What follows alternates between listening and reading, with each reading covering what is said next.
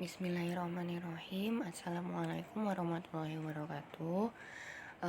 Selamat pagi untuk anak-anak kelas 8. Materi PKN hari ini, Ibu akan memberikan materi tentang makna pada setiap alinea yang ada di dalam pembukaan Undang-Undang Dasar. Kalau minggu lalu kita udah belajar tentang maknanya atau tentang hubungan proklamasi dan pembukaan undang-undang. Sekarang kita belajar apa aja sih makna atau isi dari masing-masing alinea dalam undang-undang. Sebelumnya, Undang-Undang Dasar itu terdiri dari 4 bagian atau terdiri dari 4 alinea. Ada alinea pertama, kedua, ketiga, dan keempat. Nah, masing-masing alinea ini dia memiliki makna atau memiliki artinya masing-masing. Nah, yang pertama, alinea pertama di sini isinya yang pertama atau makna yang pertama adalah menunjukkan keteguhan tekad dan bangsa Indonesia untuk menjadi bangsa yang merdeka. Nah, pembukaan undang-undang sendiri ini kita kenal sebagai pernyataan kemerdekaan bangsa Indonesia. Nah, pernyataan kemerdekaan bangsa Indonesia ini terletak pada alinea pertama. Kita bisa lihat dari mana, Bu? Kita bisa lihat dari dalilnya bahwa penjajahan di atas dunia harus dihapuskan karena tidak sesuai dengan peri kemanusiaan dan peri keadilan, dan kemerdekaan merupakan hak asasi semua bangsa. Nah, di sini menunjukkan bahwa bangsa Indonesia memiliki tekad dan memiliki tujuan menjadi bangsa yang merdeka. Selain berisi tentang tekad bangsa Indonesia untuk merdeka, alinea pertama ini juga berisi tentang aspirasi dari bangsa Indonesia untuk melepaskan diri dari penjajah. Yang kedua, alinea pertama ini meletakkan tugas sama tanggung jawab. Tugas tanggung jawab sebagai warga Indonesia, apa aja yang harus kita lakukan, hak dan kewajibannya apa saja, dan partisipasi kita untuk menghilangkan penjajahan dari segala bentuk tuh juga ada di sana di alinea pertama. Nah, alinea kedua, poin pentingnya itu ada 3 dari alinea kedua ini. Kalian bisa lihat di teks yang sudah Ibu warnain.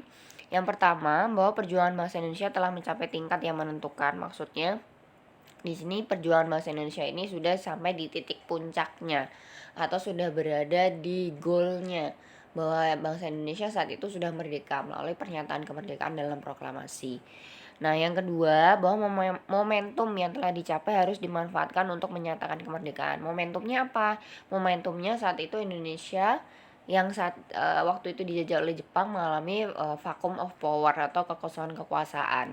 Nah, karena adanya kekosongan kekuasaan ini, maka pemerintah saat itu memanfaatkan untuk menyatakan kemerdekaannya dalam proklamasi tanggal 17 Agustus 1945.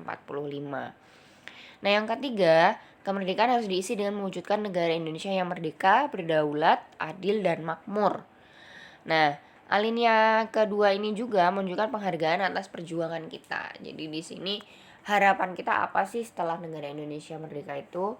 Nah, setelah bangsa Indonesia merdeka ini, Indonesia harus jadi negara yang bersatu, berdaulat, adil, dan makmur.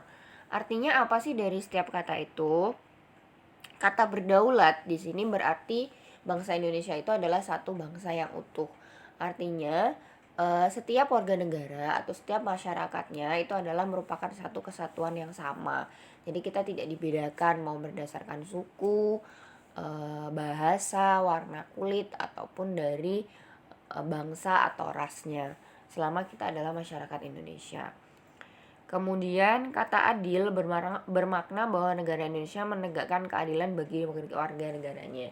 Jadi tidak ada perbedaan hak dan kewajiban antara masing-masing warga negara.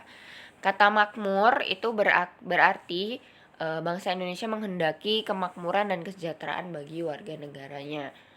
Jadi bangsa Indonesia itu bertanggung jawab dan memiliki tugas untuk memberikan kemakmuran dan kesejahteraan bagi seluruh rakyat Indonesia. Alinea ketiga, maknanya atau intinya itu bahwa kemerdekaan Indonesia itu didorong oleh motivasi spiritual. Motivasi spiritual ini artinya bangsa Indonesia itu memperoleh kemerdekaan tidak lepas atau tidak bisa dicapai kalau bukan karena rahmat dari Tuhan Yang Maha Esa gitu. Nah, di sini dinyatakan di dalam alinea ketiga. Nah, alinea keempat dia di sana mengandung isinya itu adalah prinsip-prinsip kita dalam berbangsa dan bernegara.